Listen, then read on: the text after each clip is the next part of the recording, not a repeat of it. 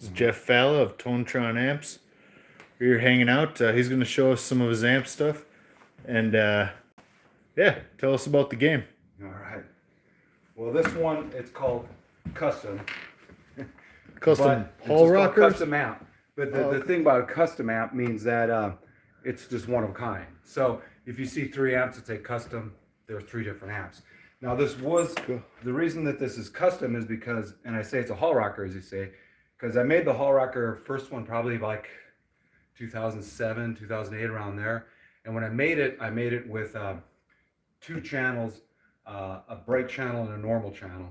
Sure, like the old Fenders. They each had their own volume control, and then they went to a cathode follower, the Marshall type cathode follower, and 20-watt output. But what I changed with it later on is I linked the channels so that I had it dark, so you had 1 input instead of 2 inputs, so you could play them both without jumpering it. And that was fine. And then I built, I don't know how many of them, maybe only a dozen or so. So you'd mix that dark and bright with volume knobs rather than jumping exactly. them. Okay, volume cool. knobs. And then there was a master volume at the end that you could control the whole works. Nice. And then so as time went on, probably about 10 years ago maybe, I decided to kind of redo that whole hall rocker idea. And I kept the output the same, but on the input, I instead of using the 2 channels, I just jumpered them. Like I said, jumpered them, but I cascaded them. So then that one has the gain and the volume. And that's the hall rocker you see now. So I didn't want to call this, as a long story, but I didn't want to call this a hall rocker because it's different from the ones I'm making now. So sure. I call it a custom, but I wanted to make one of these old ones. But what I did on this one, you can probably see, is I put a concentric potentiometer in here so that you can have dark and bright on one control. You can do them both, or you can do them separately. And so what that does then, they feed 1 to each side of the triode. There's 2 triodes in that tube, and then they mix and then go through the tone stack, and the level is basically the master volume. Now, and this one also has tremolo, and I never put tremolo in them hall rockers either. The tremolo is a bias modulating tremolo, it's called. That's what you'd see like in an old Princeton. The kind that, it's not a little, what they call a bug, an LDR. Opto. It's not an opto. Yeah. It biases it moves the bias back and forth on the output tube. Tubes going in and out. They cut off and on. So probably the warmest, huh? Yeah, and it's a nice sounding. And so the thing, open this up, I wanted to show you the guts of it, the entrails. Beautiful. This is a point-to-point, and this is what I call point-to-point, true point-to-point, because everything on all the components come right off the tube. There's no wire. It goes right to the strip, and the wires, of course, for the filament. And then the signal comes up there. So that way, you're as close as you can be for your signal. So when your signal's coming through, it's not going all over the place like that. Like that. Sloppy work, huh? Well, is that what you're saying? Is that what you're implying here? No, these are Fender boards. So Fender makes a great amp. All right. As you can see, I've got all my wires are part of this phenolic or fiberglass, whatever it is. It's part of that. So I'm getting, I just think it sounds better when the wires are wires and not traces. So that makes sense. Just straight, just going signaled. Yeah, okay. Right, and now you can get a Fender custom shop. They say it's point to point. They say old Fenders are point to point. Technically, they are, but they're point to point on a tag board, which is like something like this. It's usually black, and it mounts right in there. And then you have your components going from eyelets, and then they run up and down. So it's the same idea, but it's on a board. But I just wanted to just eliminate that. Cut out the middleman. And just have it all straight off of that. So it looks kind of busy because of the tremolo's in there. But if I had a Billy rocker in here, which I'm currently building, I don't have one right now. I just sold the one that was in here. Cool. But you would see a lot fewer components, and it would be it would still be the point to point, but this has got a lot more going on. It's got a reverb, it's got the tremolo, it's got the master, it's got the mixing, so custom amp, actually a hall rocker, and I don't know if the tag indicates that, but that is a lot going on. But this is at El Diablo Amps, and so anybody should feel free to come and check it out, give it a shot. You can come play it anytime. Come play El it, Diablo's Mr. a good Ozen. shop. Yep. Tonetron's connected to it. Yep, I'm right here on this side, and they're on the other side of the wall. So When we're in you're the same working building. in this kind of true point-to-point style, and you're using probably reduced signal path, does it Yep. change the way not only the amp responds, but how you build it? Well, yeah, I mean, this one I've got a lot of area. I mean, in terms of space, I mean, if I'm building I'm building right now a 10 watt SE10. That's another amp I build. That's a single headed amp. The chassis is about this tiny, so I have to be in there.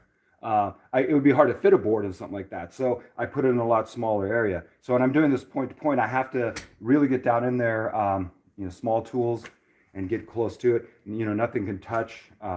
So it does. If I'm doing, it takes longer.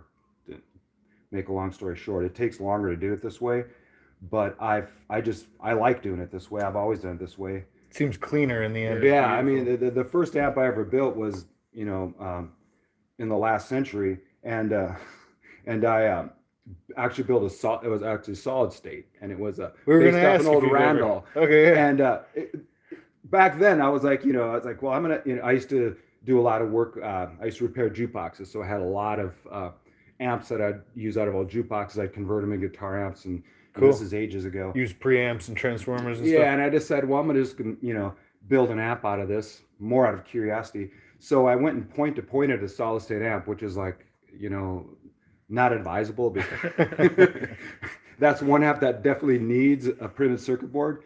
And if I was ever to do one, I would do that on a printed circuit board. I would not do it this way. Sure. Unless it was like some really tiny preamp or something that's not too big, because when it comes to power, you need a lot of heat sink, and there's just a lot of difference in theory in the solid state and the tube that requires the solid state to have just a different layout. So that amp worked, but I was like, man, that was a lot of work for this amp. That sounds like one I could have bought for half the price of building it, but it was fun. So that's that. And then I didn't build another one again for quite a while. Then I started building tube amps, and that was, I don't know, I think I started Tonetron amps in like 2003 or 4, and that's when I started really doing more of the tube amps, of building them for people. Sure. Instead of just building them for myself or just playing around. So I built them for people, musicians, and essentially it was just, I have a good friend up in North Dakota, who's always after me to build amps years and years ago, and so he had people that musicians that they come and looked at me, and I build them amps. And so I started building people amps, and then they just started finding out about me. And so as the years went on, I just started building them more and more people found out, and I started doing it full time. So Sure. yeah. Cool, man.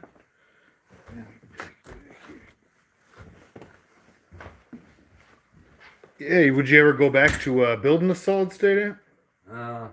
Probably not. No? Probably make a preamp maybe, but because I thought about what I might do for a bass amp, I might make a hybrid where I'd probably use an output, a TDA output. It's a little chip, and you can get different sizes of those, and I'd probably put a tube in front of it and drive the output. I might do something like that, make a hybrid, but Just again, more interesting, better sound, you think? yeah, for the bass, I think you could get more power out of it Okay. before it breaks up. Sure. For a guitar, I don't know if I would do that for a guitar amp, but for a bass amp, I might. Tube all the way on guitar. Huh? Yeah. I mean, Yeah. And if I did do the solid state, even the hybrid, I'd use a circuit board for the solid state part, and then so I'd just get one printed somewhere, because you can, there's people that'll do that for you. But I really don't know if I ever will do that. Sure.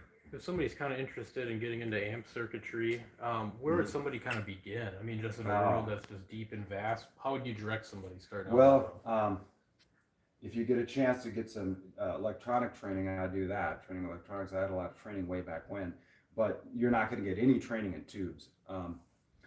One good resource for tubes is you go back to the old books from the 1950s. There's a an Army Air Force manual. Actually, I don't know it offhand. I think there's PDFs on it online, but it's a tube theory book, and it's goes right down into the theory of electrons and just how the whole thing operates.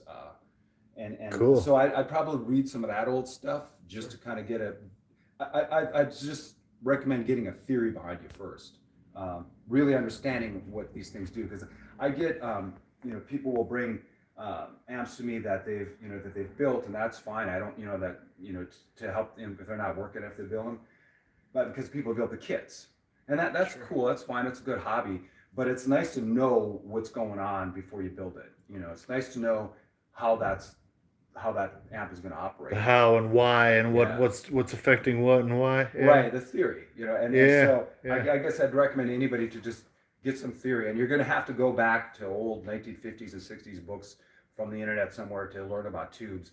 But it's always good to even learn basic electronics and electricity too. Learn what resistors are, what capacitors are, what electricity does, what electrons are. It's good to know all that stuff. Like I say, Cool I don't know stuff. that everybody knows all that when they build something, but I think you should. Yeah.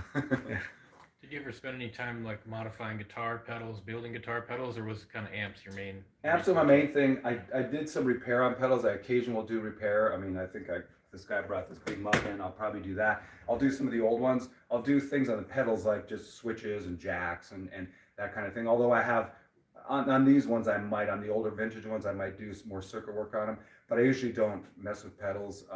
I have built a couple, and they were fun, But I'm mostly into amplifiers, and I've built stereos too, like hi-fi stereos, tube stereos. I've built a few of those, and LA2A, like you were saying. I built some too. LA2As. I built compressors. I built a few of those. Yeah, those are, and at Fairchild, that big Fairchild, that was a challenge. But those are great things to build. I guess I prefer guitar amps though, just because that's what I do mostly. Yeah. Cooler. Yeah. Very cool. Was an absolutely beautiful amplifier. Really nice work. Well, thank you. Yeah. Yeah, especially the work, just so clean. Yeah, Those well, it are takes a easy. long time to build these things, So, like if somebody orders an amp from me, I build them. I have some models that I build and I sell through the store here or just wherever. But a lot of times I'll get people that come to do custom build, or they want me to build to order, and I do a lot of that too. And so that takes like 5-6 weeks for me to complete one. So Hall rocker with 466s. yeah, that way we can do Yeah. that, but it takes, like I say, 4 to 6 weeks to build one. I mean, from the time of the starting, and so, and that's not 4 to 6 weeks constantly working on the amp, obviously, but it does take some time to go back and forth to it, and it does take time to do this. So, Do you have circuits you kind of gravitate towards, or have a preference, or? well, I have the ones that I've made, like the Billy Rocker and the Hall Rocker and the SE10, those are circuits I came up with, and I sort of came up with them through just experiment through the years. The first amps I were building, tube amps I was building, a lot of them were based on old Marshalls, and I did and some of the old Fender ones, but I was kind of like working with the early Marshall circuits. I really liked that sound, and then so I started. And then I tweak them and experiment with that, and I just sort of like ran some different load lines with the tubes and operating points and that sort of thing. So I went to the drawing board and just kind of came up with a few designs and that I sell through the store. And usually if I do a request, it's sometimes people say, well, I want something that has like a Marshall output, but I want to have that clean Fender, so they might describe, or I like this amp peg sound, and so they might have an amp in mind, but there's something about it they want different, and so then I go from that, and luckily I know a lot of, I repair amps all day long, so I know I've seen the inside of pretty much, I don't know, I do hundreds of amps a year of repair, so I've seen the inside of pretty much all of them. Every now and then when it comes along I haven't seen, but I have seen a lot of old amp pegs, and I love the old amp pegs. That's one of my favorite amps. And so when somebody says this is what they want in an amp, I already kind of have an idea of what that, what they're talking about circuit wise in my head, if they're talking about an amp peg, for instance. So Nice. Go check out your other couple amps over in that room. Yeah, we'll go through the stores over here. Sweet. Yeah, this is the workshop here. Yeah, that's This my workshop. corner there. That's where Alan does his guitars over there. There we And go. I do the amps over here. Yeah, so if you ever need an amp repair, drop them Yep. off. El Diablo and Yep, like Tonetron that. connected to each other. Yep. And Alan will do guitars. So we'll go through the kitchen. We'll go through the kitchen, then we're in the store. This is Alan's store, Alan El Diablo. And I have this amp for sale in here. It's I call this one a full 4. Little champ style guy. It's actually, that's what you'd think, but it uses a triode, a dual triode driver tube that you'd find in, it's an ECC 88. You'd find something like that driving an old stereo. And so it's a push-pull, whereas a champ is a solid-state single tube. This is a single tube, but it's 2 triodes. So I'll make these with a pair, and I call it a full 5, but it's a lot louder than that. This one's pretty loud too. So it's a dual triode. They get a little bit darker, but you have different harmonics with it. And, Cool. Because you know how on a champ, they'll break up, and you get a really nice breakup on it. When these break up, you get like a big amp breakup in a smaller package, because it's a push-pull circuit rather than a single-ended circuit, which is the big difference between those 2 amps. So yeah, it's like a champ size. This one here was the one that a guy wanted he wanted it based on a tweed basement. And so this has a tweed basement circuit with some tweaks on it. A little less headroom, huh?